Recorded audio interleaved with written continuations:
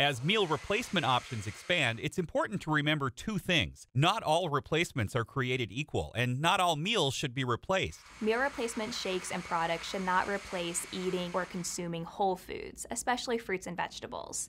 If you're looking to implement these into your diet, talk to your physician or a dietitian about how many you can have per day. Dietitian Anya Guy says when you do need to replace a meal with a bar or shake, ignore the packaging claims and read the nutrition label. Look for whole grain ingredients or whole food ingredients, which might be nuts or seeds. An ingredient like nuts can boost the protein in a bar and can contribute to the product's fiber content. A good amount of fiber will help you feel fuller longer. Guy says to choose replacements that offer at least a part of your daily vitamin and mineral needs. Many of these products are also fortified with vitamins, minerals, and micronutrients. Finally, check for added sugar and pass on replacements that come with too much of it. For the Mayo Clinic News Network, I'm Jeff Olson.